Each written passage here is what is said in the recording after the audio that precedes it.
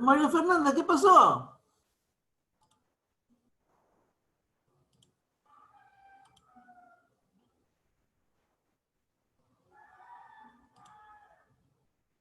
María Fernanda, ¿qué pasó?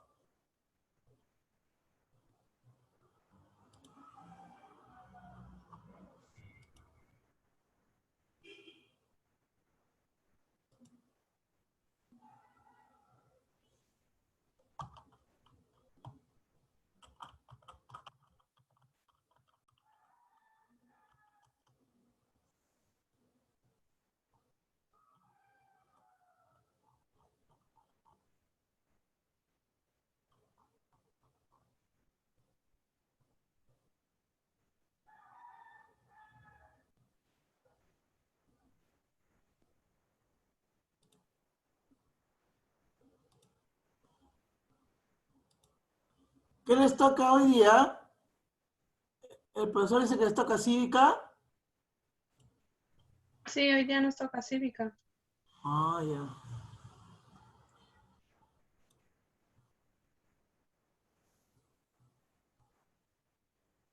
¿Qué dice Milagritos?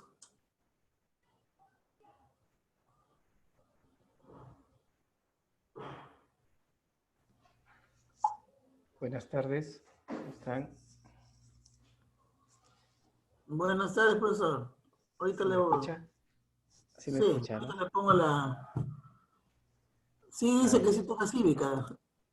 Sí, pues, normal. En esa cuestión del horario no tengo problemas con eso. Ya. A ver. Ya está. Bien, ya estoy de hospedador ahora, ¿no? Ya está, listo, profesor. Muy bien, gracias, estimado. Chicos, buenas tardes con todos. Buenas tardes, profesor. ¿Qué tal? ¿Cómo están? Buenas tardes, profesor. ¿Qué tal? Buenas tardes, profesor. Buenas tardes con Buenas cada uno tardes, de profesor. ustedes. ¿Cómo están? ¿Qué tal la semana? ¿Cómo los está tratando? No se olviden de encender sus cámaras, ya saben, ya hay que encender las cámaras para poder interactuar. Me imagino, no se olviden para mañana su trabajo, no se olviden que vamos a dialogar sobre algunos neurotransmisores, creo que les había dejado en psicología, ¿no? ¿Es correcto? Confirmen si es correcto. Sí, profesor, sí. Sí, profesor. Perfecto, muy bien. Enciendan sus cámaras, enciendan sus cámaras. ¿Qué tal, Bruno? Acá está José, Milaritos, Jennifer, Luis. Buenas tardes, profesor. ¿Qué tal? ¿Cómo está, Ñique? María Fernanda, Linares. ¿Qué tal? ¿Cómo estás? Mafe te dirá Buenas mi... tardes, profesor. Hola, Milagritos. Está la promoción virtual. ¿Qué tal, José Alonso? Muy buenas tardes. La semana pasada nos habíamos quedado revisando, ¿sí? Atentos. Luego cuando les... Primero presten atención, luego vamos a... Ahí está, muy bien, Jack, encendiendo la cámara. Es lo ideal. Muy bien. Correcto, Matías. Muy bien. Mafe, no te veo. Ahí está, Milagritos. ¿Qué tal, Milagros? Marcos, ¿cómo estás, Marcos? Buenas tardes, profesor. Muy bien, chicos. Bruno, no te olvides de encender tu cámara. Luis, igual. Jennifer, igual. Ya creo que estamos casi todos en la sesión. Alonso, ¿qué tal? Hemos visto las características de los derechos humanos, ¿sí? ¿Vimos esto? Confirmen. Hicimos lo que era la definición de derechos humanos, ¿correcto? ¿Sí? Confirmen qué es lo que vimos la semana pasada. Miren sus capturitas. Jack, ¿recuerda lo que hicimos?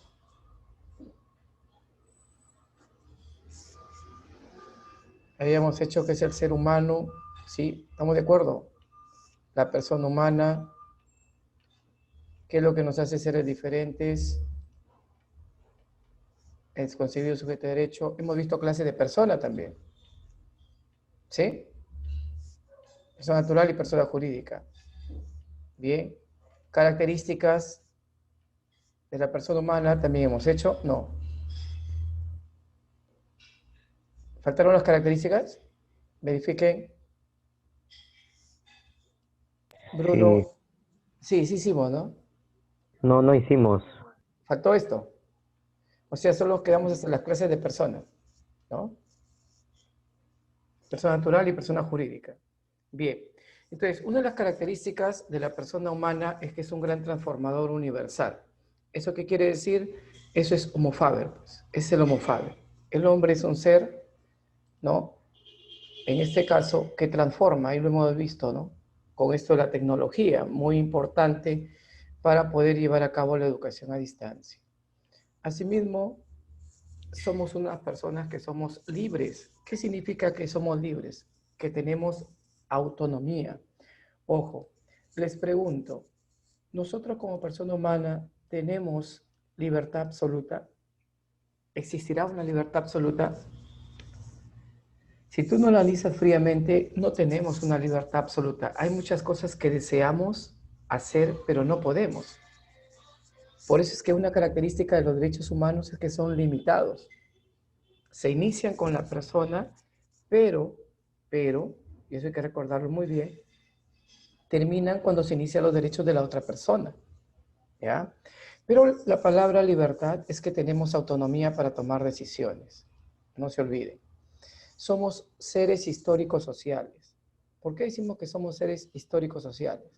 Histórico porque somos producto de un proceso obviamente evolutivo, ¿ya? Hemos ido evolucionando a través del tiempo. Y social porque somos seres gregarios. El ser humano es un ser gregario. Lo anoto aquí en el chat para que usted vaya configurando, ¿ya? Todos estos detalles.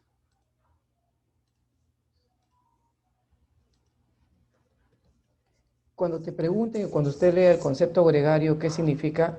Que somos seres sociables. El ser humano es un ser sociable por naturaleza. Con lo de la neurociencia, hoy en día también, chicos, sabemos que a mayor interrelación social, se tejen nuevas redes neuronales y nos permiten solucionar problemas. Muy importante. ¿Estamos de acuerdo? Entonces, ahí tenemos lo social. Somos seres racionales y obviamente eso lo expresamos a través de nuestro pensamiento. Somos seres simbólicos porque utilizamos como medio de comunicación una serie de códigos, dígitos, y es ahí que aparece el lenguaje, pues, ¿no? Ernest Cassirer, un filósofo francés, decía, el hombre es un ser simbólico. Aristóteles, que usted habrá escuchado de Aristóteles, Aristóteles decía, el hombre es un animal político. ¿Se acuerdan? Esa frase que les habrán hecho, porque ustedes están repasando algunos temas de cívica. Entonces, sí les han mencionado esta frase. Aristóteles dice, el hombre es un animal político, obra la política. Aristóteles da gran importancia a lo colectivo sobre lo individual. Santo Tomás de Aquino, un gran filósofo, sigue la teoría de Aristóteles. Si no, ¿cuál es la diferencia? Aristóteles se encuentra en el mundo antiguo, Santo Tomás de Aquino, un gran sacerdote de la Edad Media. Primacía de lo colectivo sobre lo individual. Es más, mire usted, ya que estamos nosotros en los temas de cívica, existe dentro de los principios de defensa civil, que usted ya dice que ya ha hecho ese tema, ahí no he escuchado un principio que dice supeditación al interés colectivo. ¿Sí? ¿Lo recuerdan? Si no lo recuerdan, muevan su cabecita, pues. Ya, muy bien. Ya. Vuelvo a reiterarte, para entender el rol del Estado. A mí me interesa el dicho, todo lo que avancemos, usted tiene que dominar. ¿Qué quiere decir supeditación al interés colectivo? Que predomina el interés colectivo sobre lo individual. ¿Se acuerda usted del último fenómeno del niño que atravesamos, que fue en el año 2017? ¿Sí? ¿Recuerdan en verano cómo se afectó? Tal vez ustedes tenían 12, 13 años, por ahí, en promedio, y recordarán que se inundó Por ejemplo, acá en Trujillo hubieron, llamémosle así como 6 huaicos, decían, ¿no? Pero estos huaicos no se comparan pues a lo que hay en la sierra. Pero aquí hay un detalle muy importante. Piura se inundó, la ciudad de Piura se inundó. Ahora, ¿por qué te menciono esto? Por lo siguiente, siempre teoría y práctica. ¿Saben a dónde el Estado orientó su ayuda? En esa época estaba gobernando PPK todavía. Su ayuda lo orientó hacia dónde, chicos? A Piura. Y tú dirás, pero profesor, acá en Trujillo también, por ejemplo, ¿no? Si hubiera sido Moche igual. ¿Por qué no vienen a ayudar a Moche? Muy bien. ¿Qué dice el principio? Supeditación al interés colectivo. La población que ha sido más afectada, obviamente porque es más vulnerable, recibe la ayuda inmediata y oportuna. Para entender, porque a muchos les dará cólera decir, oye, ¿por qué los ayudan a ellos y por qué a nosotros no? Ah, entonces aquí hay que ver qué población se vio más afectada que la otra. ¿Qué cantidad de personas se han visto más afectadas que otras? ¿Me dejé entender? ¿Sí fui claro? Para que usted se dé cuenta, porque a veces no lo entendemos nosotros. Oye, por ejemplo, ¿no? En mi distrito, solo 3 manzanas se han visto afectadas, pero en Piura fue todo. Entonces, ¿a dónde crees que va a ir la ayuda primero? A Piura. Y si tú recuerdas, y cito el artículo 44 de la Constitución, deberes del Estado. Mira que a mí me gusta hablar con artículos, porque la mejor prueba es eso. Artículo 44 de la Constitución. ¿Qué dice? Te lo dije la semana pasada, deberes del Estado. ¿Y sabes cuál es uno de esos deberes? Garantizar el bienestar general de la población. Dentro de los puntos que trata ese artículo, usted busque si gusta, que hay muchos estudiantes que tienen su constitución, ya deben tener su constitución a mano, o si no lo tienen ahí en internet descargado, en su computadora, vean artículo 44. Matías, ¿estás con la constitución? Sí, ¿es correcto lo que digo del artículo 44, Matías? Confirma. El Estado garantiza el bienestar general de la población. Hay varios, solo me voy a centrar en esto. ¿Verdadero o falso? Verdadero. Ya está. Profesor, ¿y qué significa garantizar el bienestar general de la población? Que la población sienta satisfacción y se atiendan los servicios básicos. ¿Me dejo entender? Profesor, ¿cómo así servicios básicos? Agua, saneamiento, que lo tiene que ver con los desagües, ¿no es cierto? Para entender un poco. El servicio de salud. Usted sabe cómo es el servicio de salud en el Perú, ¿no? Ya colapsó. Y no es producto de esta pandemia. Eso hace tiempo tiene ese problema. ¿Sí? ¿Fui claro, chicos? ¿Hasta acá? ¿Me estoy dejando entender con todos? Bien. Y mira, para que usted entienda cómo se aplica la norma, cómo se aplican las políticas públicas, pues. No vamos a mí no me gusta enseñarles sobre el vacío, para entender. Porque muchos de ustedes sentirán cólera, rabia, o algunas personas no los visten cuando reclaman, ¿por qué a ellos los ayudan y a nosotros no? Ah, porque ahí están aplicando, tal vez, ¿no? El principio de supeditación al interés colectivo.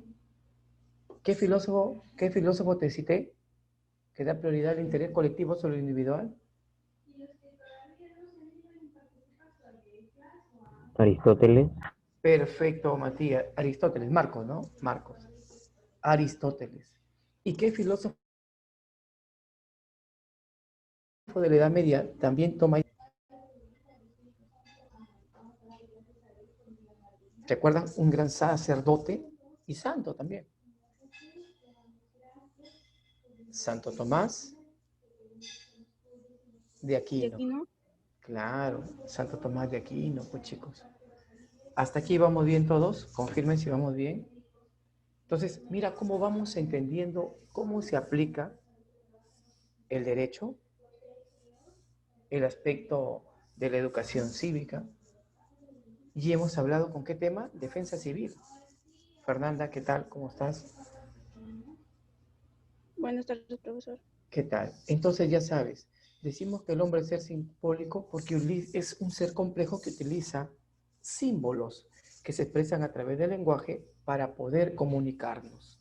Tómenle captura a esta parte, que nos faltó la semana pasada. Tomen captura. Otra más. El hombre es un ser trascendente también. Puedes agregarle ahí. Ya, lo voy a escribir acá en el chat. Trascendente.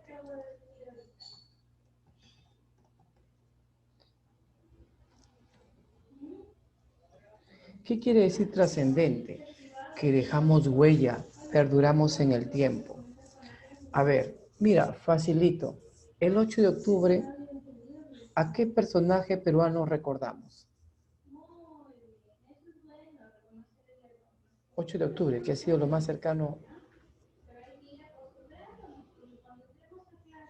Piura también, para variar. Fue piurano. ¿Se acuerdan? Conocido como el Caballero de los Mares. Miguel Grau. Miguel Grau. Claro. Acá ya Alonso me había contestado. Muy bien, chicos. Combate de Angamos. Claro, el famoso combate de Angamos que fue llevado a cabo el 8 de octubre de 1879. Porque el combate de Iquique se llevó a cabo el 21 de mayo del mismo año. Mira, hay que saber historia, pues. Usted está más fresco que yo. El 21 de mayo que se dio el combate de Iquique, pues se fregó el mejor barco que tenía el Perú, ¿no? Llamado La Independencia. Ya el Huáscar solo era un monitor, ¿no? Pero bueno, eso ya es historia. Uy, que no nos demoraríamos si habláramos de historia. Pero hasta aquí, seguimos. ¿Ya? Agregar uno de trascendente. ¿Qué son los derechos humanos? Y mira, yo lo defino de esta manera. Son facultades inherentes. ¿Inherentes qué significa? Que es propia, viene con la persona. Y prerrogativas. ¿Qué significa prerrogativas? Prerrogativas son que tienen que respetarse, pues. ¿Correcto? Tienen que respetarse. Son facultades y prerrogativas inherentes, obviamente, a la persona, que nos permiten, mire usted, ¿qué nos permiten? ¿Ve? Hacer, dejar de hacer y exigir. Y acá sí me detengo para explicarte algo. ¿Qué pasaría si yo dejo la definición así como está?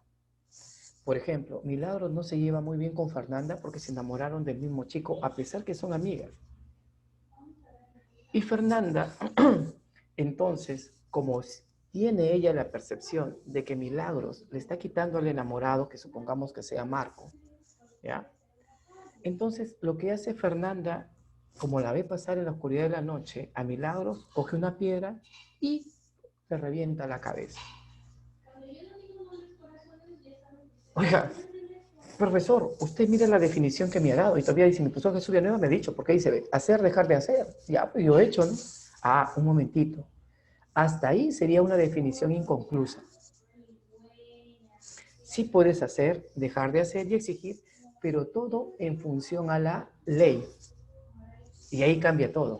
Y hablamos de leyes jurídicas, porque tú sabes que hay leyes morales, que eso tiene que ver ¿con quién? Tiene que ver con la religión, ¿correcto? Y tiene que ver con la sociedad. Son leyes morales, ¿no? Porque, por ejemplo, si hablamos nosotros de las famosas tablas, ¿no? La tabla de Moisés, ¿se acuerdan? Los 10 mandamientos, está ligado a lo moral. Muchas de ellas están ligadas a lo jurídico. Un ejemplo bien sencillo, no matar. Una bien sencilla, el no matar. ¿Estamos de acuerdo? Bien. ¿Y esto quién lo garantiza? El documento supremo. El Estado lo garantiza a través del organismo, ya te he mencionado. ¿Cuál es? El documento jurídico que está por encima de todo. ¿Ya se acuerdan? ¿Cuál, dime? La Constitución. Perfecto, la Constitución. El Estado lo va a garantizar, el Estado lo garantiza a través del ordenamiento jurídico. Y dentro de ese ordenamiento jurídico, lo que está por encima de todo, ¿cuál es? La Constitución. Y tú me puedes decir, pero profesor, a ver, mire usted, ¿qué pasa con el Código Civil? ¿Qué pasa con el Código Penal? ¿Qué pasa con una resolución regional? ¿Qué pasa con una ordenanza municipal? ¿Con una ordenanza regional? ¿Qué pasa con esos documentos, profesor? ¿Qué pasa con las declaraciones universales, como por ejemplo la de derechos humanos? Ah, profesor, ¿qué pasa con los documentos que son los tratados internacionales? Ah, caramba. A ver, entonces ahí reflexionamos un poquito. Existe un principio dentro del derecho llamado supremacía de la norma. No se olvide, supremacía de la norma. ¿Qué quiere decir esto? Que la que está por encima de todo dentro de la pirámide del ordenamiento jurídico es la Constitución. ¿Estamos de acuerdo? Principio, supremacía de la norma. O sea que, profesor, cuando, por ejemplo, un jurista tiene el Código Civil y la Constitución, ¿quién es la que va a predominar? ¿Qué elige, qué tiene que elegir el juez? ¿Qué tiene que elegir el fiscal? ¿La Constitución? Perfecto, porque utiliza el principio supremacía de la norma. ¿Y saben quién planteaba todo esto? Fue un jurista alemán, Hans Kelsen, el que elaboró la famosa pirámide kelsiana. Hans Kelsen, ¿sí se acuerdan de él? Espero que sí. Si no, ya bueno, ya te estás acordando. Un jurista alemán. Él elaboró la famosa pirámide kelsiana. Solo para esta sesión lo que me interesa es lo que está por encima de todo. Si hablamos del tema de derechos humanos, la que va a estar por encima de todo es la Constitución y los tratados internacionales referidos a qué tema? Derechos humanos. ¿Y por qué aclaro tratado internacional referido a derechos humanos? ¿Sabes por qué? Porque, por ejemplo, si yo te hablo del tratado Salomón-Lozano,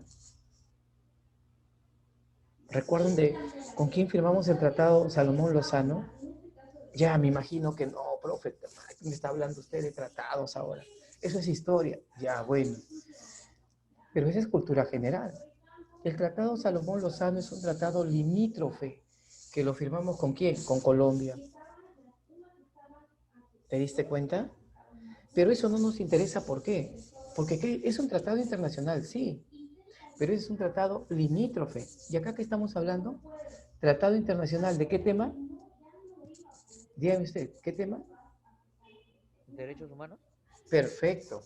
Entonces, o sea que, profesor, de acuerdo a la pirámide kelsiana, ¿quiénes están en el primer escalón? Dígame usted. Constitución y tratados internacionales.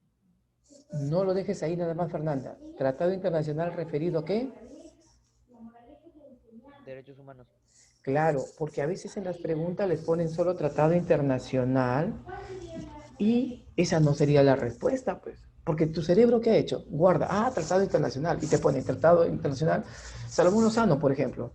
Y usted leyó tratado y marca como si fuese correcto y fregó la pregunta. La fregó. Porque tu cerebro guardó solo tratado internacional. ¿Me dejé entender? ¿Estoy siendo claro? Por eso especifico siempre. Tratado internacional referido a derechos humanos. Por eso es que tenemos nosotros luego para tener en cuenta algunas declaraciones. Pero eso es más adelante. Bien, entonces ahí tenemos lo básico elemental de los derechos humanos. Vamos a ver ahora, profesor, a ver, deme un ejemplo. Eso de la Constitución, muy bien. Vámonos a ir al año 1996, ¿ya? Tal vez algunos de ustedes no nacían, de hecho no nacían, pues, ¿no? A ver, 1996, ¿saben qué ocurrió? Yo no sé si tu corazón es naranjita, tus padres son hinchas de Fujimori y todo lo demás. Bueno, particularmente sin ser o hacer proselitismo político, yo nada que ver con el Fujimorismo. Y voy a explicar por qué. Año 1996, de las grandes atrocidades que hizo el gobierno de Fujimori, y es el segundo gobierno, ocurrió las esterilizaciones no autorizadas a mujeres y varones. Los esterilizaron con mentiras. Nunca les dijeron que los estaban esterilizando. Solo les colocaban ciertas, supuestamente, ampollas para prevenir algunas enfermedades, pero nunca les dijeron que estaban esterilizando. En el caso de las mujeres, creo que fueron algo de 300.000 casos, más de 300.000 las afectadas. En el caso de los varones, hasta en eso hay discriminación, más de 70.000. Mira, ¿quién se vio más afectada? La mujer. Y es por algo muy elemental. Es más fácil hacer la ligadura de trompas que la vasectomía. La vasectomía, pues, es la práctica que se realiza para esterilizar a los varones. Es más cara, es más costosa. ¿Y saben en dónde se realizaron? En lugares altoandinos. Cusco, Ayacucho, ¿no? Huancavelica, en lugares alejados. Y también es discriminatorio, pues también por ese lado. Le abrieron proceso judicial al Estado peruano. Llegó a la máxima instancia a nivel judicial, que es la Corte Suprema de Justicia, y le denegaron. ¿Saben? El juicio no se gana acá en el Perú. Fueron a la Corte Interamericana de Derechos Humanos. Ahí se ganó. Por eso te digo acá, tratados internacionales. ¿Me dejé entender? Cuando usted cree que está en su derecho y que tiene las pruebas suficientes para demostrar, ya está. Por eso el Perú tiene que indemnizar a esa persona que ganó el juicio. El Perú tiene que indemnizar. ¿Estamos de acuerdo hasta acá? ¿Se entendió? Bien. Vamos a ver otro asunto. Profesor, ya me dijo un caso. Vamos a remontar a PPK, el famoso indulto a Alberto Fujimori. Hay tipos de indulto. Él utilizó el indulto humanitario. Profesor, ¿qué? ¿Y eso le compete al presidente de la República? Sí. Revise usted el artículo 118 de la Constitución, donde hay 24 puntos. Uno de ellos dice que el presidente de la República tiene el derecho al indulto. Está facultado para otorgar el derecho al indulto. Está facultado para otorgar el indulto. ¿Estamos de acuerdo? Supuestamente el señor Fujimori estaba grave de salud. Ya estaba en sus últimas. Y hasta ahorita sigue vivo, imagínese usted. Increíble, ¿no? Una magia. Pero bueno, profesor, ¿qué ocurrió acá? Fujimori fue condenado por delitos de lesa humanidad. Y cuando hay delitos de lesa humanidad, no debe proceder el indulto. No debe proceder, no debió proceder. Por eso es que si usted revisa, cuando tenga tiempo, cuando le dieron el indulto, se manifestó la Corte Interamericana de Derechos Humanos, que no estaba de acuerdo. Pero ¿saben qué hizo el Perú? ¿Utilizó qué cosa? La Constitución, pues dijo. Caramba, ahí está la habilidad, pues, ¿no? Ahí están los juristas, pues ahí está la habilidad. Profesor, supremacía de la norma, la Constitución también vale. Me compete, y ahí está. Y te lo he demostrado con artículo incluso. Y de eso se valió PPK para otorgar, pues, el indulto. ¿Se entendió? Porque éticamente no era que se lo den. Y jurídicamente tampoco. Pero usted sabe que el Perú es una maravilla, pues, ¿no? En realidad, cuando dicen el Cusco es una de las 7 maravillas modernas, eso es falso, no es el Cusco, es todo el Perú.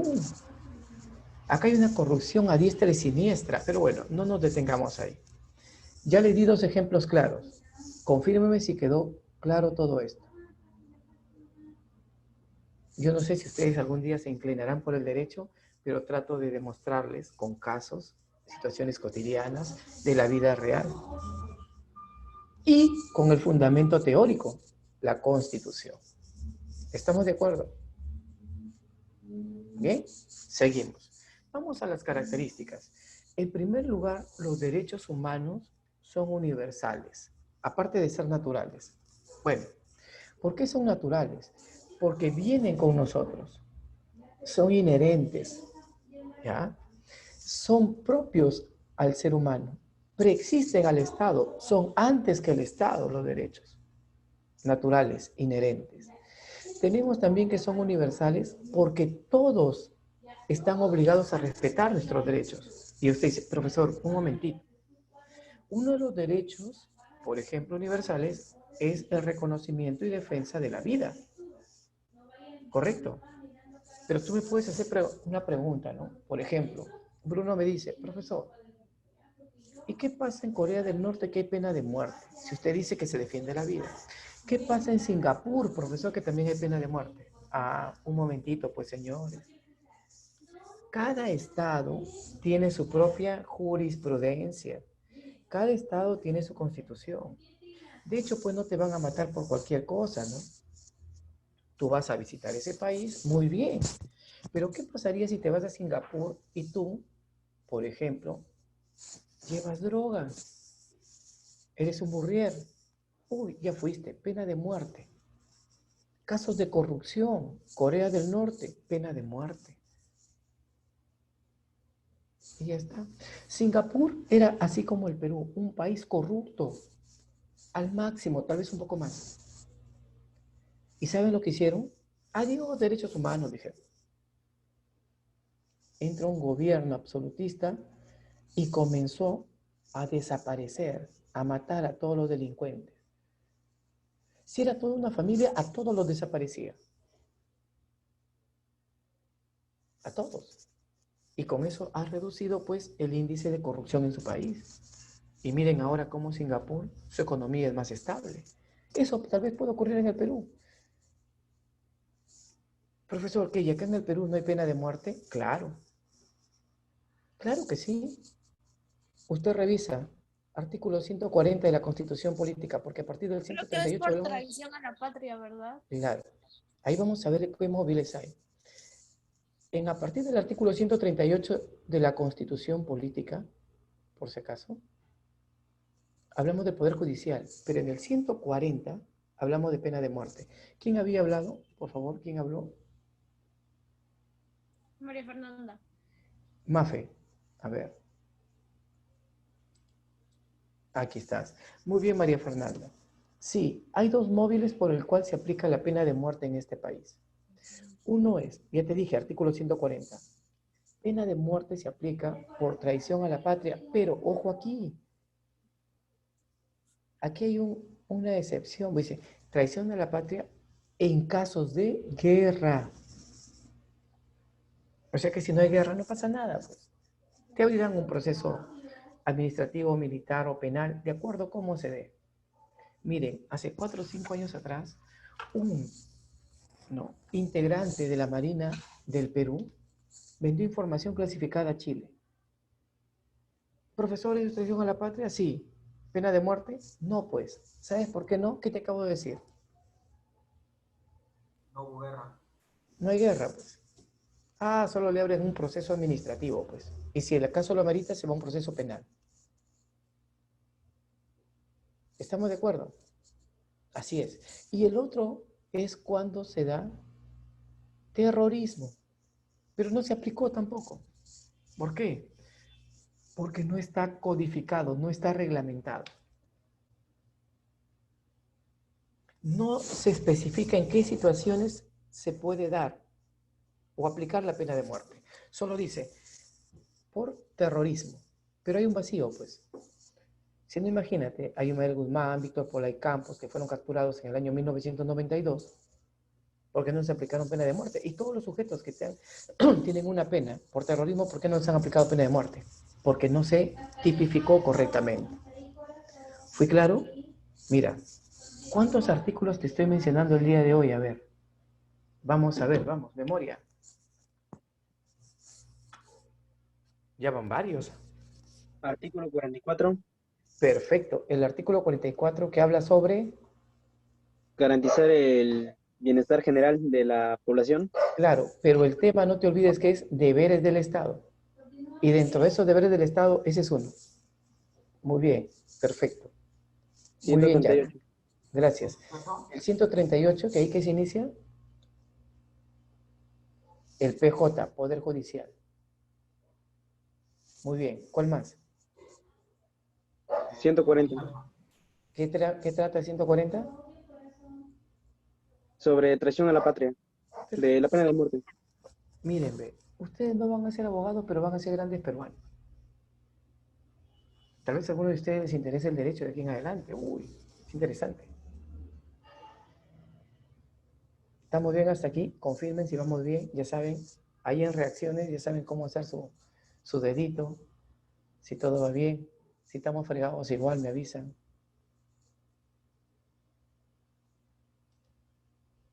Ya está, correcto. Bien, Bruno. Ahí está. Perfecto. Perfecto. Vamos bien, Milagros. Jennifer, muy bien. Ahí está Marcos también, correcto. Alonso, correcto. Muy bien. Aquí está Camila, excelente. Perfecto, perfecto. Gracias, Milagros. Ahí está ya. Seguimos. Entonces, ya sabes que los derechos son universales porque son válidos para toda persona, pero respetando la jurisprudencia de cada país. ¿Estamos de acuerdo? Bien. Decimos que los derechos humanos también son imprescriptibles. Esta se ha repetido en varios exámenes. Perduran a través del tiempo. Eso significa imprescriptible. Perduran a través del tiempo. ¿Ya? Históricos, porque son producto de luchas sociales. ¿Ya? Mira, usted va a encontrar la clasificación de los derechos humanos y en cada uno de ellos, ¿qué ha ocurrido? En cada uno de ellos ha tenido que haber, no se olviden, un acontecimiento histórico. ¿Se acuerda de la Revolución Liberal Francesa? A ver, ¿en qué año se llevó a cabo la Revolución Francesa? Historia de tercer año, historia universal de tercero, cuarto, quinto, se deben acordar. Díganme sí o no, muevan su cabecita, ya saben si es sí o si es no. Ya, muy bien, estamos jodidos. Seguimos entonces. El estallido de la Revolución Francesa se llevó a cabo en el año de 1789, para ser preciso, 14 de julio de 1789. Más adelante, obviamente se va a instaurar la famosa etapa del Imperio Napoleónico. Por eso es que aparece el señor Napoleón Bonaparte, ¿sí o no? ¿Se acuerdan de ese señor? Ya está. Que está en el Chavo, sale por ahí Napoleón Bonaparte. ¿Estamos de acuerdo? Y Napoleón Bonaparte quiso conquistar pues el mundo. Pero ya ese es otro tema. Profesor, ¿y eso qué miércoles me interesa? Eso es Francia, tú dirás, ¿no? Claro. Pero gracias a esa Revolución Francesa, el 26 de agosto, acuérdate bien, 26 de agosto de ese mismo año, 1789, se dio la Declaración Francesa de los Derechos del Hombre y del Ciudadano. Y ese documento es la base de todas las constituciones del mundo. Ese documento va a ser la base de todas las constituciones del mundo. La Declaración Francesa de los Derechos del Hombre y del Ciudadano. Y siempre ha habido luchas. Luego veremos en 1919 la famosa, ¿no? 1917, para ser preciso. 1917, la famosa Revolución Rusa. Pero bueno, seguimos. Pero esas son revoluciones socialistas, digamos. Imperativos, no te olvides, imperativo es orden, obligación. ¿Qué quiere decir? Que todos estamos obligados a respetar los derechos humanos. Todos debemos respetarlos. Profesor, ¿y qué pasa cuando existen pues trato de blancas? Tú me dirás. El trato de blancas se asocia a la prostitución. ¿Saben por qué se llamaba antes trato de blancas? Que hoy es 10 trato de personas, pues trata de personas. Se llamaba en esa época trata de blancas porque eran mujeres blancas que eran llevadas a Asia a ejercer la prostitución. Por eso es trato de blancas. Hoy en día hablamos de trata de personas. Antes era trata de blancas. Pero también se sigue manejando, por si acaso, se sigue utilizando. Cada vez que dicen es trata de blancas, se refiere a mujeres que son obviamente llevadas para ejercer la prostitución. Ese es ilegal, pues. Se puede decir, pero profesor, ¿la prostitución es legal? ¿La prostitución es un delito? No, señores. La prostitución no es un delito. No se confundan. Que haya lugares de establecimiento que son ilegales, que no han pedido la licencia de funcionamiento es otra cosa. Porque cuando hay una licencia de funcionamiento de un lugar donde se ejerce la prostitución, ¿no? Que se denomina trabajadoras sexuales, tienen que tener un carnet de sanidad. Y así esto se hace de forma clandestina, es lo ilegal, pues. ¿Saben qué es un delito? El proxenetismo. Profesor, ¿quién es un proxeneta? El sujeto que engaña, seduce, convence, capta a algunas personas, generalmente mujeres, para ejercer la prostitución. Ese es un proxeneta. Ese es el delito. Ese sí es delito. ¿Se entendió? ¿Sí? ¿Estamos de acuerdo con todos? Bien. Seguimos. Entonces, todos estamos obligados a respetar los derechos inviolables. Nadie puede dañar, nadie puede lesionar tus derechos. Eso es inviolable. Inalienable. Tus derechos no están sujetos a comercio ni negociación. Tú no puedes decir, oye, ¿sabes qué? Te vendo mi libertad. Nadie puede decir eso. Profesor, y aquellas mujeres o personas que dicen, ya pues, yo quiero hacer la prostitución. No, eso es un delito. El proxenetismo es el delito. Inalienable, no están sujetos a comercio y negociación nuestros derechos. Tómale captura para los que desean aquí, antes que se me olvide.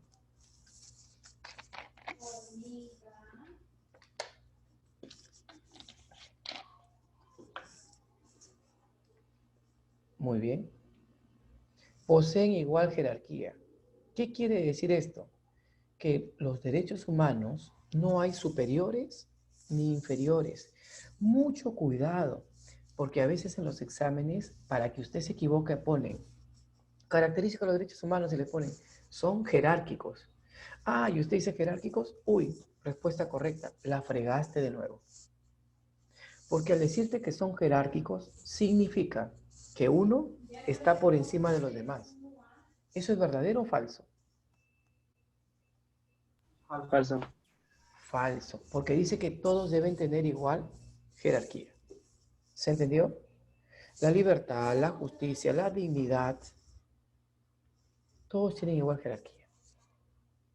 A pesar de que nuestra vida es el valor supremo, no te olvides, el valor supremo es la vida. La dignidad es un alto valor.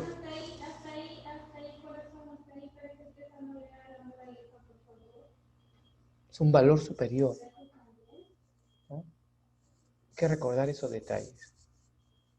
Y el bien, que es lo mismo que decir, bueno, bienestar, es el valor de valores, pues. Por eso nunca se olviden, ¿cuál es el principal o la principal finalidad? ¿Por qué se crea un Estado? ¿Sabes cuál es el principal objetivo de un Estado? Garantizar el bienestar general. No se olviden, eso es lo que busca un Estado, el bien común. O sea, eso no es necesario que usted sea abogado ni nada por el estilo. Eso lo debe saber. O sea que, profesor, ¿cuál es la finalidad de todo Estado, me dice usted? Garantizar el bien común, que es lo mismo que decir el bienestar general. El beneficio de la colectividad. Te pregunto, ¿eso hace el Estado peruano? Aquí solo algunos nada más ven sus intereses. ¿No se han dado cuenta? Ustedes, por ejemplo, pueden ser los próximos autoridades de nuestro país, alcaldes, regidores, gobernadoras regionales, congresistas. ¿Por qué no el presidente? Un ministro plenipotenciario que nos represente en el extranjero, un embajador. Bien. Dinámicos, ¿por qué? Porque al respetar un derecho, genera que se respeten los demás derechos. Bien. Limitados. ¿Qué te había mencionado? ¿Por qué eran limitados? Porque el derecho se inicia en uno, pero termina cuando se inician los derechos de la otra persona. ¿Correcto? Por eso nadie puede ir pues agrediendo a otra persona a diestra y siniestra. Nuestros derechos, acá falta agregar algo. Nuestros derechos, ahí está, culminan cuando se inician los derechos de otra persona. Y finalmente, acá tenemos otra característica, indivisibles, ¿no? ¿Qué quiere decir esto? Que si nosotros atentamos contra un derecho, se ponen en riesgo los otros derechos. Por ejemplo, supongamos que a usted lo llevan a trabajar en una mina y lo están explotando. ¿Qué te están privando? Del derecho a la libertad. Y como te explotan, te afecta la dignidad. Y como estás en la mina, puede atentarse contra la vida. A eso se refiere. Si no te respetan un derecho, lo más probable es que se pongan en riesgo los otros derechos. Irrenunciable. Obviamente que usted no se puede despojar o no puede renunciar a sus derechos. Eso quiere decir. Nadie puede despojarse de sus derechos, ¿no? Usted no puede decir, oye, no quiero mis derechos. No. Muy bien. Y ahí tenemos las características de los derechos humanos. Tómenle captura. Tómenle captura.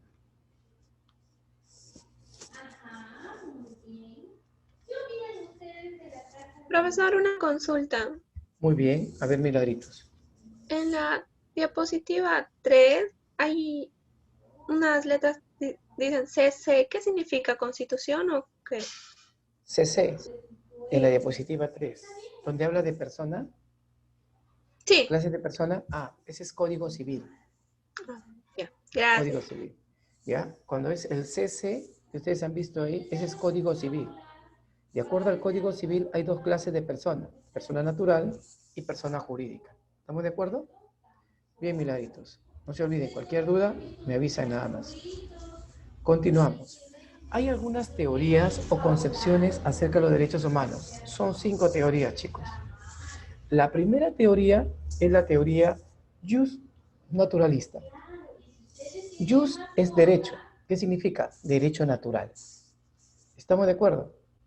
Jus es derecho. Entonces, es la teoría que plantea que el derecho es natural. En otras palabras, sostiene que los derechos humanos preexisten al Estado. ¿Qué, profesor, qué significa preexistir? Que son antes del Estado. El Estado, ¿qué es lo único que tiene que hacer? Es reconocer esos derechos, porque los derechos ya están. Eso no se olvide. Entonces, esto se fundamentó en los filósofos estoicos, ¿no? El estoicismo es una corriente filosófica, ¿no?, que se da en el periodo greco-romano, cuando Roma comenzó a expandirse como imperio. ¿Se acuerdan? Invadió Grecia. Eso se denomina el periodo greco-romano. ¿Bien? Entonces, aquí tenemos los derechos humanos preexisten al Estado. ¿Qué hace el Estado? Solo debe reconocerlo. Y para reconocerlo, ¿sabe qué hace el Estado? Crea, ¿qué cosa? Crea normas jurídicas. Tiene la Constitución. ¿Estamos de acuerdo? Eso es lo positivo. Aquí está. O sea que, profesor, cuando se dice ley positiva, es la ley escrita. ¿Y qué quiere decir la ley escrita? Los documentos. ¿Y cuál es el documento que está por encima de todo, hemos mencionado? La Constitución. La Constitución. O sea que, profesor, antes de la Constitución, ¿qué es? Los derechos humanos. Antes del Estado, ¿qué es? Los derechos humanos. El Estado reconoce estos derechos ¿a través de qué? A través de leyes positivas. ¿Qué es la ley positiva? La ley escrita. ¿Y dónde está esa ley escrita? En la Constitución. Como vimos la semana pasada, ¿cuántos artículos tiene la Constitución, dijimos? 206. 200. Perfecto, 206. ¿Cuántos títulos? 26. Títulos, 6. Capítulos, 26. 26. Disposiciones finales y transitorias, 16. Y una declaración. Declaración. Perfecto.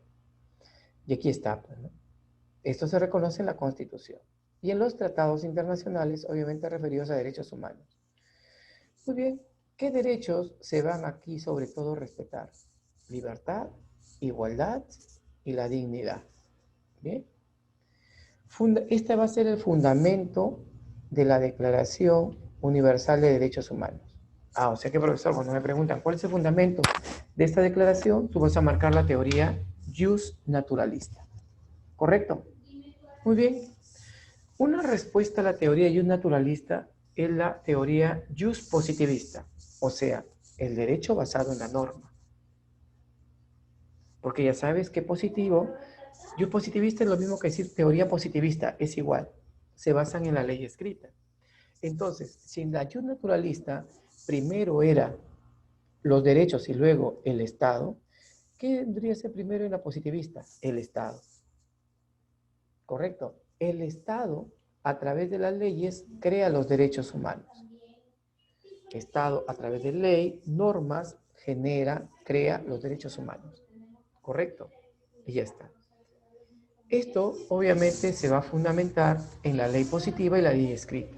Esto está antes. Si te diste cuenta, esa es la inversa de la teoría y un naturalista. ¿Quedó claro? Tómenle captura a esta segunda teoría.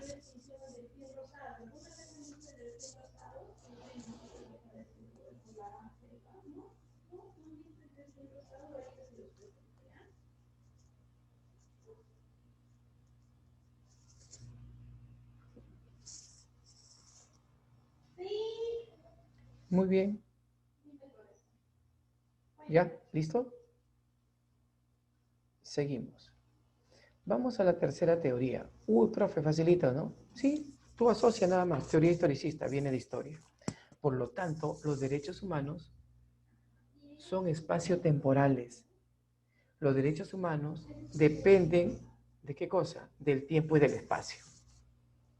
Porque el historicismo es eso, pues, ¿no? El historicismo es tiempo-espacio. Por lo tanto, los derechos humanos dependen del espacio-tiempo, son temporales. Te pregunto, si depende del espacio y tiempo y son temporales, ¿eso es una visión relativista, sí o no? Por sentido común. Razona. Relativismo, profesor, significa que si es relativo no es absoluto. Claro, pues. Y si te digo que dependen del espacio y tiempo, espacio y tiempo, lo que pasa en un lugar no necesariamente pasa en el otro, por ejemplo, ¿sería relativista o no esta teoría?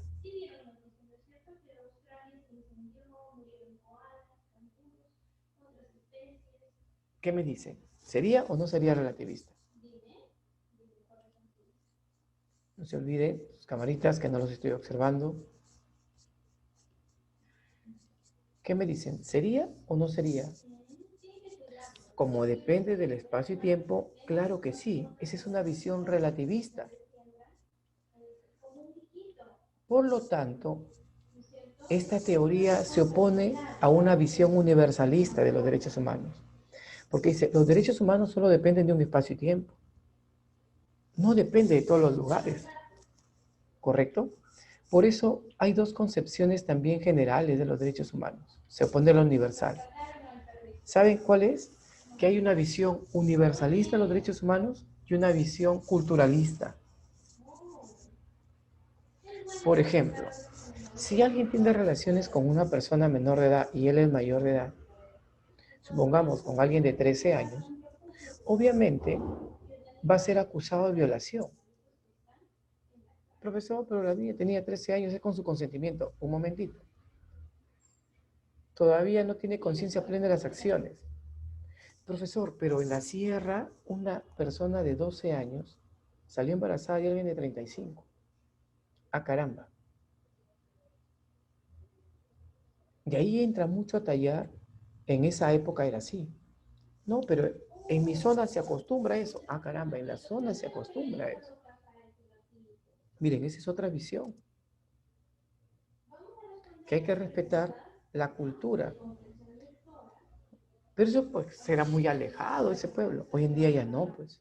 Ha cambiado la norma. ¿No? Ya cambió.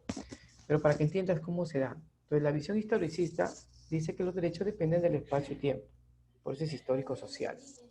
Bien. Teoría socialista. Depende de Carlos Marx. ¿Se acuerdan del marxismo? Marx Engels. De la lucha de clases. De la igualdad social. Ya. Esa es la teoría.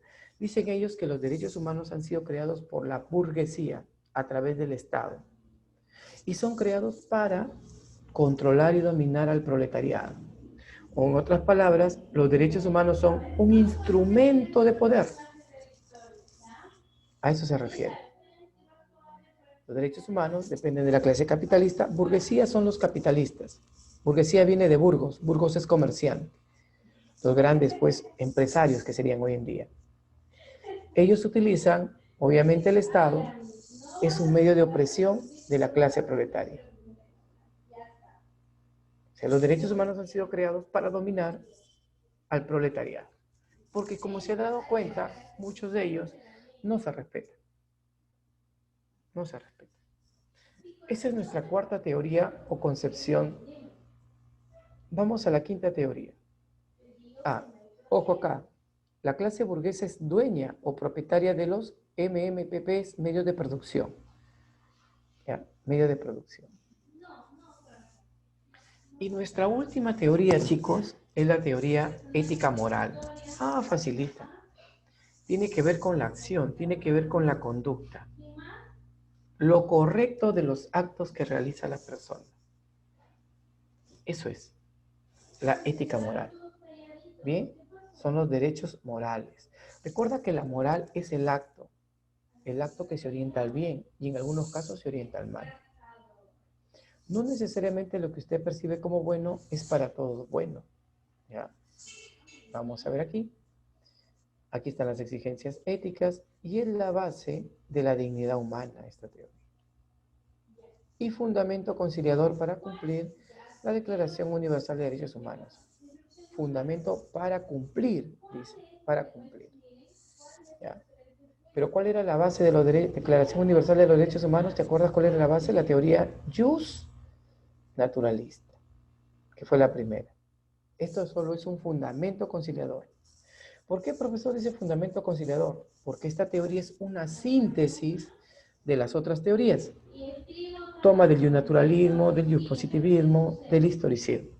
De todas toma algo. Por eso dice un fundamento conciliador. Muy bien.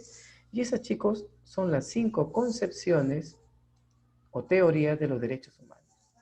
Tómenle captura, tómenle captura. Profesor, ¿la teoría historicista se opone a la concepción universalista? ¿Así es? Así es, se opone a la concepción universalista. ¿Por qué? Porque para ellos, recuerda que los derechos humanos son solo espacio-temporales. Cada pueblo tiene sus propios derechos. Cada cultura debe tener sus propios derechos. No debe ser para todos por igual. ¿Se entendió? Ahora sí se entendió mejor. Por eso dice, derechos humanos son espacio-temporal. Por eso decíamos que es relativista. En cambio, la visión universalista es a todos por igual. ¿Correcto? ¿Ahora se entendió mucho mejor? Muy bien, muy bien. Perfecto. Entonces, ya tenemos nuestras 5 concepciones. Un minutito ahí para que termine de anotar o tomar su captura. La primera imagen. A ver. La primera imagen.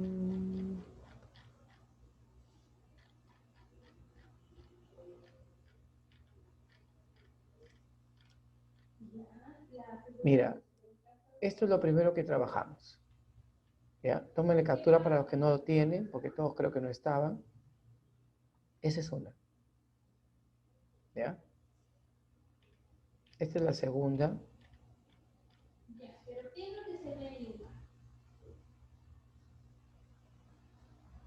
Tómenle captura a la segunda.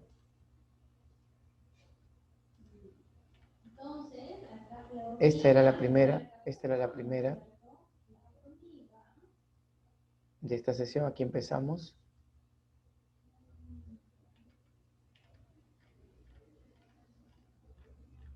Seguimos con acá las características.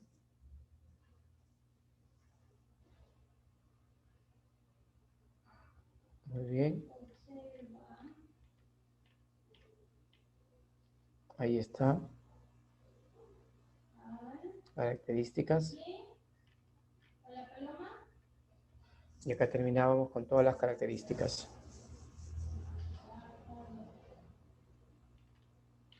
Teorías.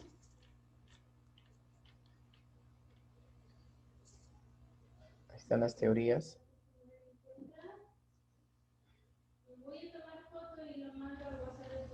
Y terminamos con las teorías, o lo vas a encontrar como concepciones de los derechos humanos. ¿Ya? Así también lo van a encontrar.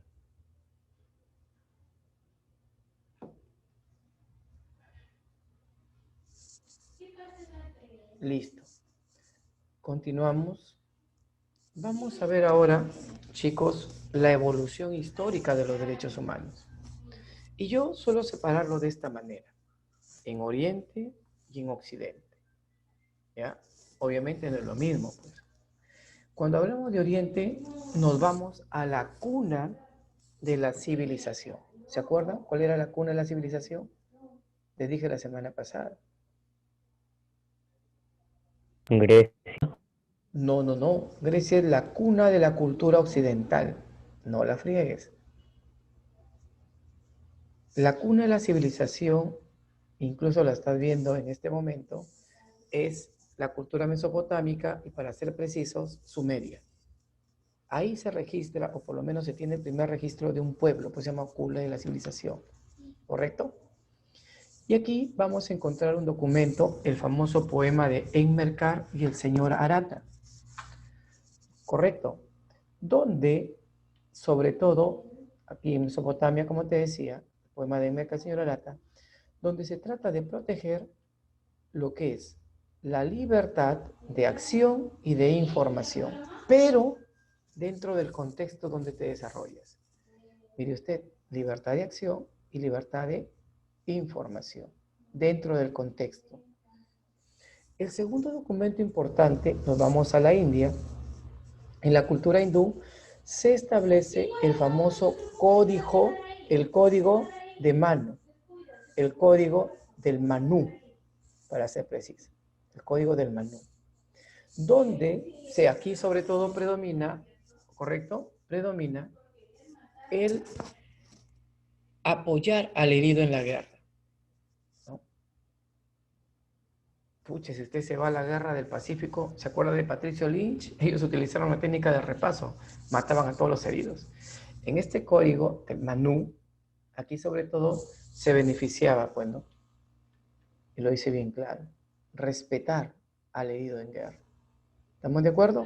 Miren, para entender cómo se dan los derechos. Y hasta llegar a Persia, y en Persia encontramos a Ciro el Grande, donde elaboran la famosa tablilla de Ciro, la tablilla de arcilla de Ciro el Grande. ¿Y saben qué se trata de defender aquí? No a la esclavitud, no a la esclavitud y libertad de religión. Y subrayo, no a la esclavitud. ¿Te diste cuenta? Mira lo que dice desde. ¿Y sabes qué va a ocurrir acá? Esta va a ser considerado el antecedente formal más antiguo de los derechos humanos. Vuelvo a reiterarte, si te preguntan cuál es el documento formal, así es la expresión, formal, más antiguo de los derechos humanos, es la tablilla de arcilla de Ciro el Grande. ¿Estamos de acuerdo? Y tenía la forma de un cilindro. ¿Ya? Por eso hablamos así. Considerado el documento formal más antiguo de los derechos humanos. Tómale captura. Y ahí están los 3 documentos más importantes de lo que es en Oriente.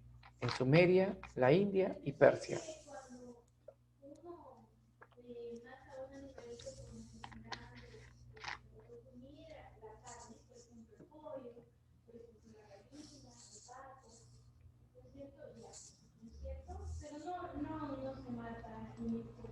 Bien, vamos a ver ahora Occidente. Aquí cambia todo. Nos vamos a Occidente. Y en Occidente, chicos, vamos a encontrar los fueros españoles. Los fueros españoles fueron algunas normas de carácter local. Es decir, se dieron en lo que se conocía en esa época como ayuntamientos. Los ayuntamientos son los que usted denomina hoy en día municipios. ¿Correcto? Los fueros españoles se dieron entre el siglo XII, siglo XIII, obviamente, ¿en qué país? España. ¿Y saben qué protegía? 2 cositas muy elementales. La inviolabilidad domiciliaria y el respeto a la propiedad privada. Protección a la propiedad privada y la inviolabilidad domiciliaria. Artículo 2, inciso 9, si es que no me equivoco, y si no, ahí usted verificará, aborda el tema de la inviolabilidad domiciliaria. ¿Qué quiere decir esto? Que nadie pues puede ingresar a tu domicilio sin autorización. Profesor, y cuando entran, obviamente cuando entra un delincuente, está violando tu derecho a la inviolabilidad domiciliaria. Sí, lo encontraron en el artículo 2, debe estar.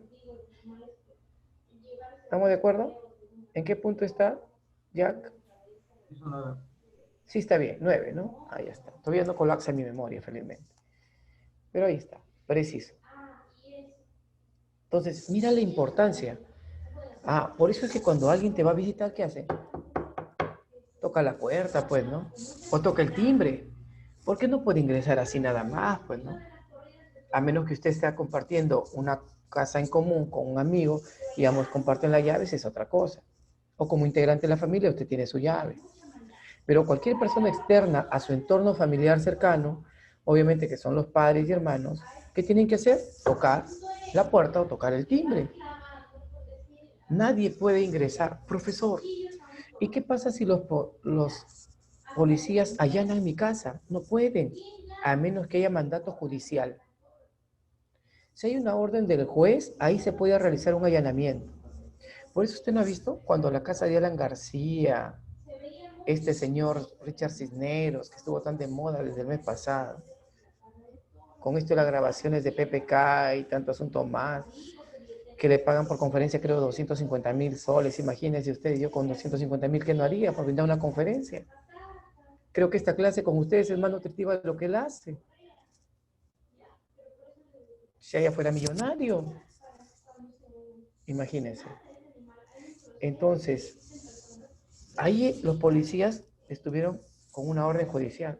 Profesor, pero si, por ejemplo, a Mafe, su enamorado, Jack, la está golpeando y están dentro de su casa.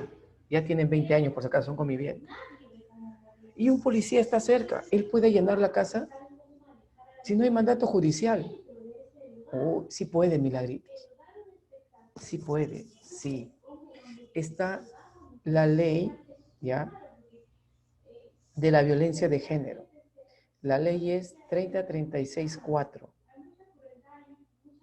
Hasta con nombre de ley te doy todavía. Está el tema de la violencia de género.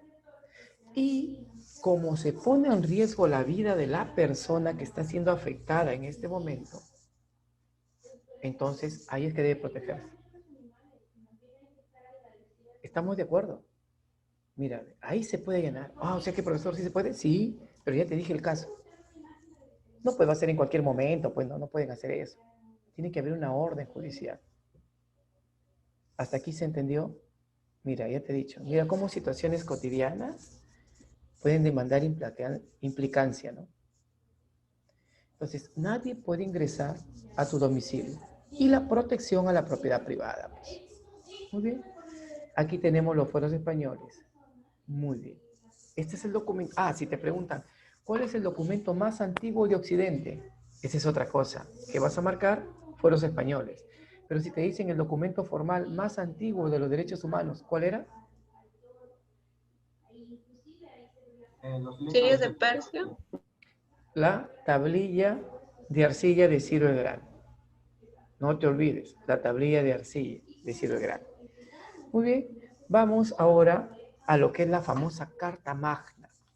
La Carta Magna se declara en Inglaterra año 1215 por Juan Sin Tierra, aquel rey que no tenía tierras que gobernar, porque estaba endeudado en esa época Inglaterra, ¿no? Ahora, ¿qué ocurre aquí? Se defiende.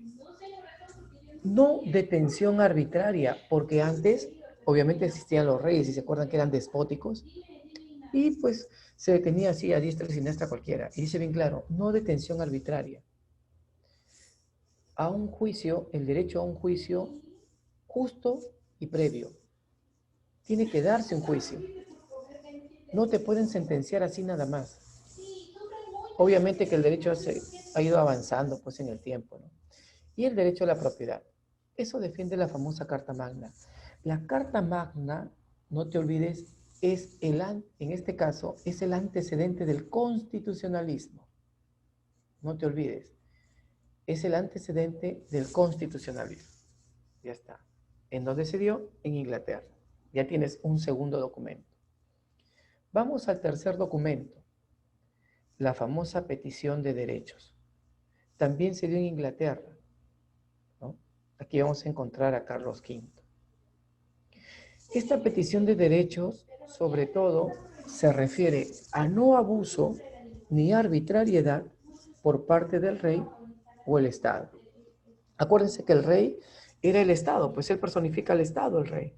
¿Se acuerdan que existen dos clases de monarquía?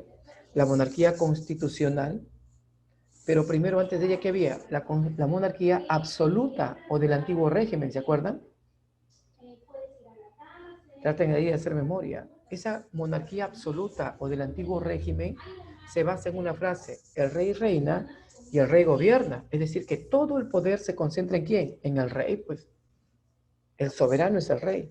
Y la magnificación, un ejemplo de eso fue Luis XIV,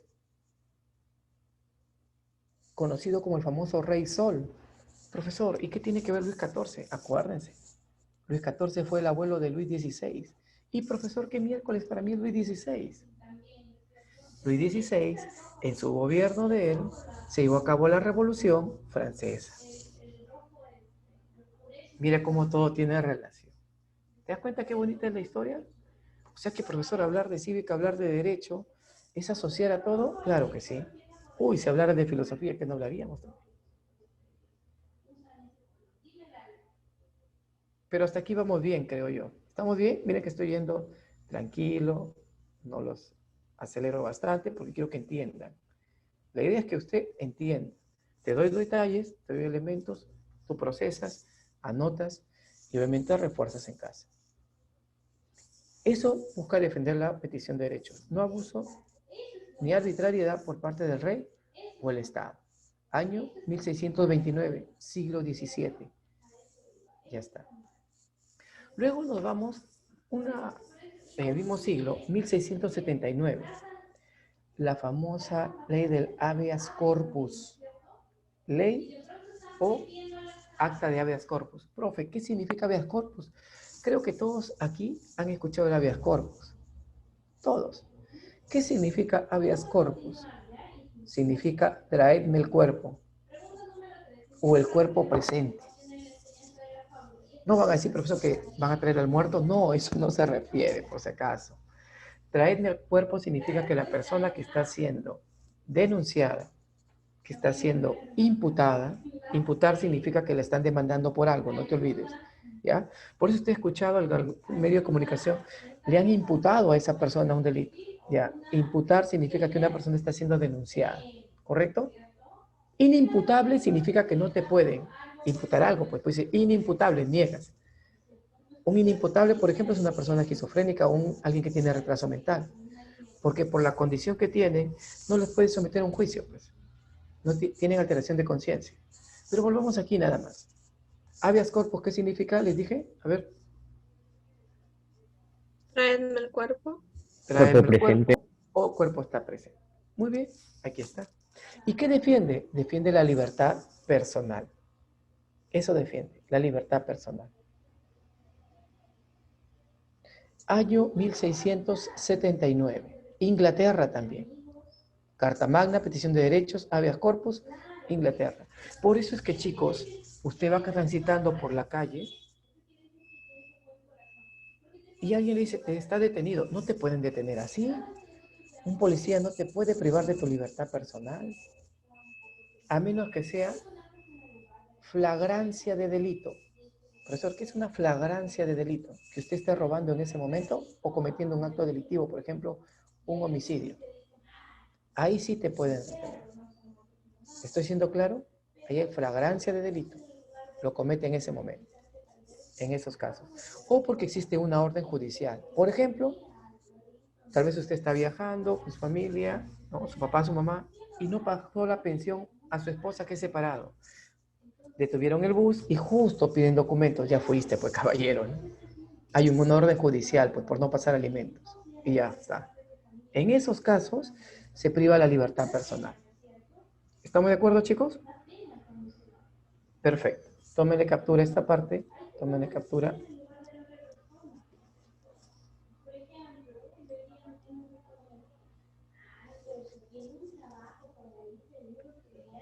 Seguimos. Vamos a la Declaración de los Derechos, ¿no? Se da en el año 1689, una década después, también en Inglaterra. Donde aquí, sobre todo, se trata de proteger, en este caso, la libertad de prensa, la libertad de religión y limitar el poder del rey. Se busca limitar el poder del rey. Como te digo, libertad de prensa, religión, busca limitar el poder del rey. Ya más adelante pues aparece la monarquía constitucional, ¿no? Donde ya hay un parlamento, por eso es constitucional. Ahí cambia la frase es el rey reina, pero no gobierna. ¿Te acuerdas que en la monarquía absoluta todo estaba en el rey? El rey reina y gobierna. Aquí el rey reina, pero no gobierna. ¿Por qué? Porque hay un parlamento también que va a regular todo. España, por ejemplo. Hay reinado todavía, pero hay un parlamento, pues. Y ahí tenemos. Muy bien. Llegamos a 1776. 1776. Siglo XVIII ya, pues. 1700, siglo XVIII. Virginia, la primera ciudad norteamericana en crearse. Entre los meses de mayo y junio se le dio la Declaración de Virginia, en la cual, ¿qué se busca? Se defiende la libertad, la igualdad política, la insurrección ante la tiranía. Profesor, ¿qué significa insurrección ante la tiranía? Que ante un gobierno despótico tirano, el pueblo tiene derecho a levantarse, a reclamar. En el Perú existe el derecho a la insurgencia, por si acaso. Nadie debe obediencia. Nadie debe de obediencia a un gobierno usurpador. ¿Ya? Eso no se olvide. Es el derecho a la insurgencia.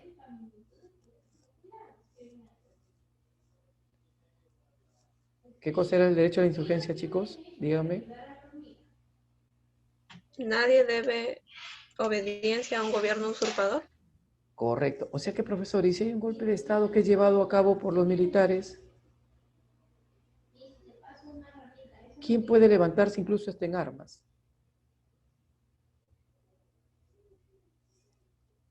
El pueblo, pues, chicos, puede levantarse en armas, porque no debemos. ¿Saben en dónde se encuentra? En el artículo 46 de la Constitución Política. Verifique. ¿Estamos de acuerdo o no? ¿Lo encontraron?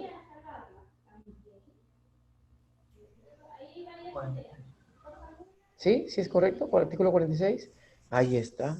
Mira qué bonita es la Constitución. Muy bien. Entonces ya tenemos la Declaración de Virginia. Pero ¿saben cuál es el otro aspecto muy importante en la Declaración de Virginia? Que plantea la separación de poderes.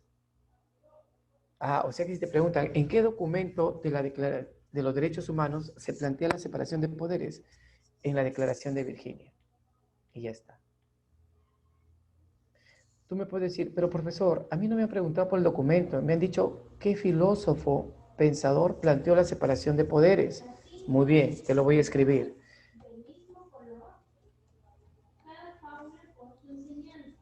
Aquí está, aquí está. Montesquieu. Él planteó la separación de poderes. Obra, anota para que no te olvides. El espíritu de las leyes. Espíritu de las leyes se plantea la separación de poderes. Autor Montesquieu. ¿Correcto?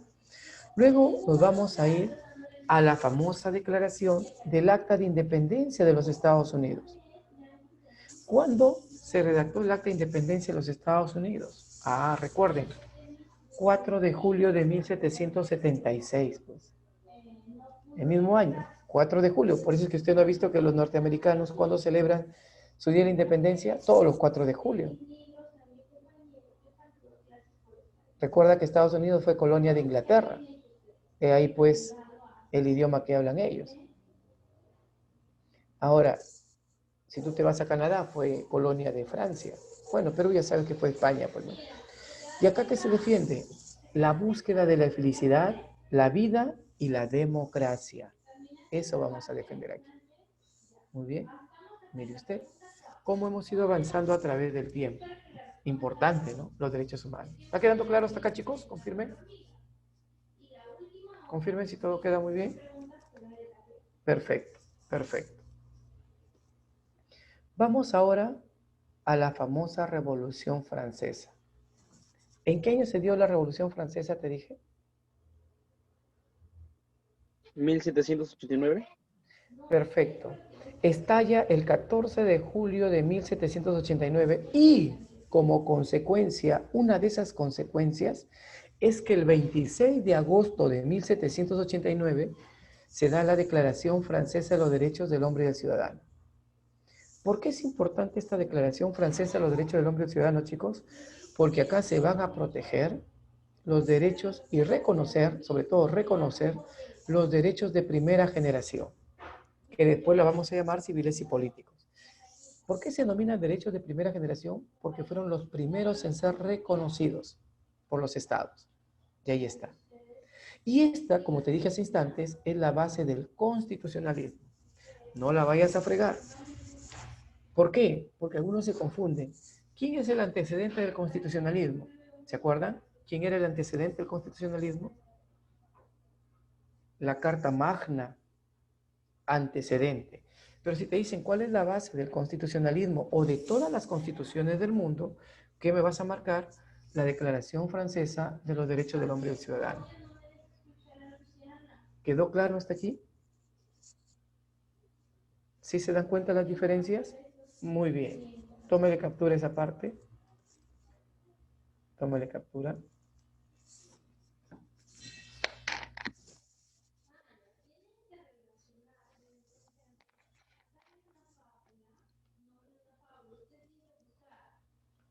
Muy bien. Continuamos. Vamos a otro documento. Sí, estamos bien. ¿Podemos seguir? Confirme. Ya está. Vamos a ver ahora la carta de la OIT. Profesor, ¿qué cosa es la OIT? Organización Internacional del Trabajo. Este es el organismo más antiguo de la ONU. A ver, ustedes que son expertos porque dicen que hayan visto organismos internacionales. ¿En qué año se creó la ONU? 1910. No, estamos fregados. En 1910. 1945. Ya, ahora sí. 1910, para que nunca te olvides ese año, ahí se dio la Revolución Mexicana. ¿Se acuerdan de Emiliano Zapata, Pancho Villa, Madero, Francisco Madero? Ellos, por ejemplo, pertenecen a la Revolución Mexicana, 1910. Es otra cuestión, Para recordar ya una fecha histórica ahí, para que nunca te olvides ya que dijiste 1910. Se creó, ojo aquí, la ONU. Se creó o se aprobó la carta el 26 de junio de 1945. La carta de la ONU se aprobó 26 de junio de 1945. Firmada inicialmente por 50 países, pero al día siguiente la firmó Polonia. Mira, así es. Históricamente la firmaron 50 países, pero al día siguiente la firmó Polonia. O sea, en los libros te aparece en algunos 50 y otros 51. Pero te estoy aclarando, ¿no? Así tú lo vas a encontrar. En algunos por eso dice 50, en otros 51, sí. Porque inicialmente la firmaron 50, pero al día siguiente firmó Polonia. Por eso es que aparece 51 países. Pues. Pero eso es cuando se firma la carta. ¿Cuándo empezó el funcionamiento o cuándo entra en vigencia la ONU? El 24 de octubre de 1945. Por eso, cuando se celebra el Día de las Naciones Unidas, son los 24 de octubre. ¿Quedó claro? 24 de octubre son el día que celebra las Naciones Unidas. El día de la Organización de las Naciones Unidas. ¿Quedó claro, chicos? Y mira lo que te voy a decir ahorita. ¿Sabes cuándo, en qué año se creó la OIT? La OIT se creó en el año 1919. Y tú me dices, pero profesor, usted está loco, ¿no? ¿Cómo me va a decir que usted que este es el organismo más antiguo de la ONU si fue creado en 1919 y la ONU en qué año se creó? En 1945. 1945. No habría coherencia, Fue después ¿cierto? de la Primera Guerra Mundial, ¿no? Claro. No habría coherencia, me vas a decir tú. Claro, pero yo te voy a decir lo siguiente. Ya que Jack menciona la Primera Guerra Mundial que se da entre los años 1914 y 1919, ¿ya? Ahí se da la Primera Guerra Mundial. Yo sé que algunos dirán, profesor, está hablando algunos muchos años y estoy medio loco con mi cabecita. Pero he dicho bien claro, aquí es entender todo, pues, espacio y tiempo. La Primera Guerra Mundial, ya que lo mencionó Jack, se da entre 1914 y 1919. En 1919 se creó la OIT. ¿Por qué, profesor? Porque antes de la ONU se crea otra institución, que es la sociedad conocida como Sociedad de Naciones o Liga de Naciones, que luego desaparece en 1946, porque se creó la ONU, pues por eso es que desaparece la Liga de Naciones. ¿Por qué se creó la Liga de Naciones? Para que no vuelva a darse la Segunda Guerra Mundial o alguna guerra, pero se dio, por eso es que se desaparece luego. Pero bueno, volvamos aquí, 1919, y la OIT que defiende el derecho al trabajo. El derecho al sindicalismo. ¿Qué es un sindicato? Es cuando se agrupa, ¿no? Los trabajadores, se organizan los trabajadores para exigir sus derechos laborales. Ese es un sindicato. Es la agrupación o organización de trabajadores para exigir sus derechos laborales. Y 3, la negociación colectiva. Y ahí está. Muy bien. Obviamente la OIT ha ido ampliando pues en el tiempo. No se olviden ese detalle. Vamos a ver ahora, llegamos ahora sí al último documento que es el que más me interesa que usted aprenda. La Declaración Universal de los Derechos Humanos. Como les dije, ¿en qué año se creó la ONU? 1945. Perfecto. La Declaración Universal de los Derechos Humanos se aprobó en la tercera Asamblea de las Naciones Unidas. O sea, si se creó en el 45 y en la tercera Asamblea, ¿en qué año se dio la Declaración Universal? 1948. Perfecto. En la ciudad de París, Francia, el 10 de diciembre de 1948. ¿Y qué se defiende en la Declaración Universal de Derechos Humanos? Los derechos de primera generación y los que se reconocen de segunda generación. Ya ahí los tienen. Tercera Asamblea de la ONU, 10 de diciembre de 1948, París, Francia. Derechos de primera generación y algunos de segunda generación. ¿Quedó claro, chicos, hasta aquí? Ese es el antecedente histórico. Muy importante este documento. De aquí no me vayas a confundir. Profesor, ¿y por qué se creó la ONU? Fácil, pues, la Segunda Guerra Mundial, que usted bien sabe, se da de 1939 a 1945. Y una de las consecuencias de esta Segunda Guerra Mundial es la creación, pues, de la ONU. ¿Estamos de acuerdo hasta acá, chicos? ¿Sí? ¿Se entiende? Perfecto. Hasta aquí vamos a trabajar el día de hoy. Ya la otra, ustedes tómenle captura. Ustedes tómenle captura por el momento, porque todavía nos falta avanzar un poco más. Tómenle capturita. Profesor, ¿qué se da el Hola. 14 de julio de 1789, creo? Ya. Recuerda que el 14 de julio de 1789 estalla la Revolución Francesa. Es el estallido de la Revolución Francesa. Muy bien, enciendan su cámara para tomar su asistencia. Ya se dice, la asistencia es con cámara encendida.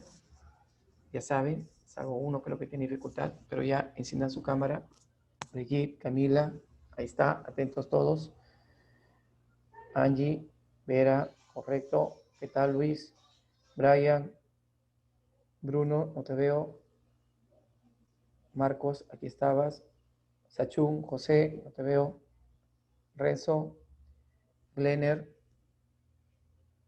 No se olviden para tomar la asistencia de una vez. Ya saben que es con su camarita.